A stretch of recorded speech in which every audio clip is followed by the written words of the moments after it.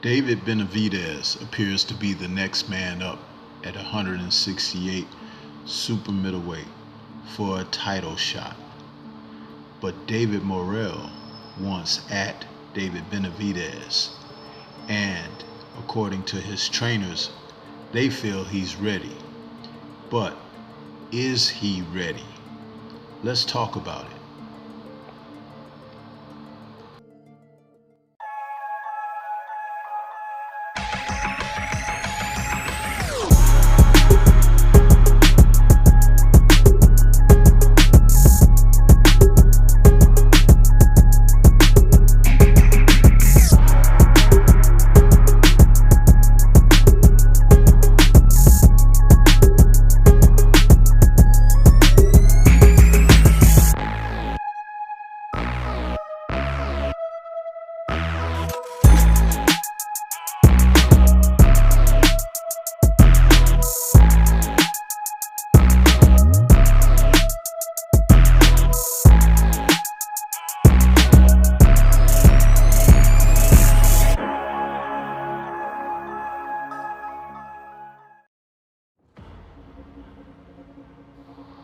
Boxing has always had its share of stories, and there is one that is currently developing in the super middleweight division as a tale of two Davids is starting to take form. In one instance, you have David Benavidez, whose name has been bantied about over the past several years, he being a two-time champion and losing his title in a couple of different ways, but he's still on the scene as an undefeated fighter. And then you have David Morrell, who is coming up and coming on strong, and many people feel like he's an heir apparent champion in the division. So when we talk about these two possibly facing off, the Morrell camp feels that their charge, David, is ready to take that step toward Benavidez and prove that he is the better fighter, and that with a record of 9-0 and 8 KOs, he has recently put on the type of performances that have shown him beating up his opposition. But what we really haven't seen is he using skill, ring IQ, guile in the ring. We know that he's a physical presence, and the Cuban fighter is definitely someone who brings excitement to his matches. But as I said, his people feel that he is ready to take on the likes of Benavidez. The one thing you can say about David Benavidez is he's had the opportunity to look good in the ring and perform against better opposition. His latest fight was a unanimous decision over Caleb Plant.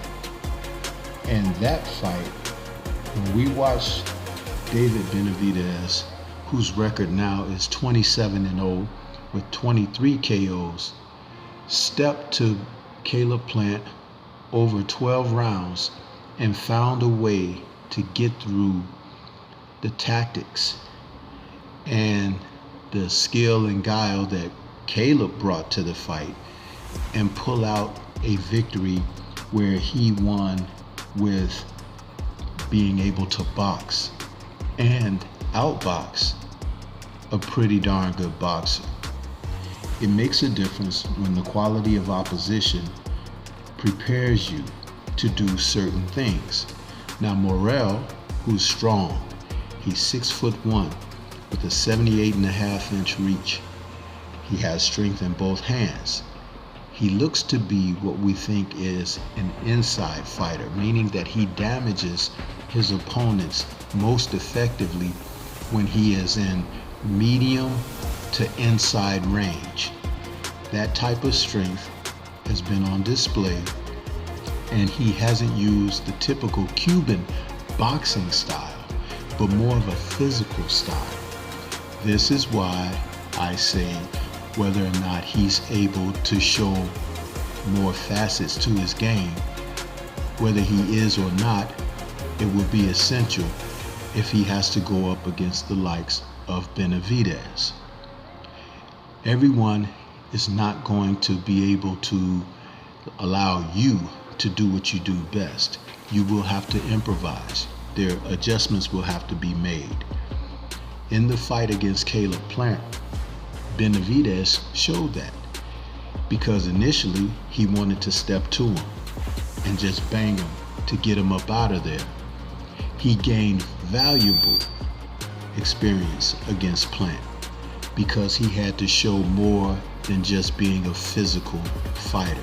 At 6'2", with a 74.5-inch reach himself, the 26-year-old Benavidez gained far more from going the distance with Plant than had he stopped him. And this is why I'm an advocate of guys being given rounds, because when you go rounds, sometimes you have to think in there. Sometimes you have to adjust your thinking in there.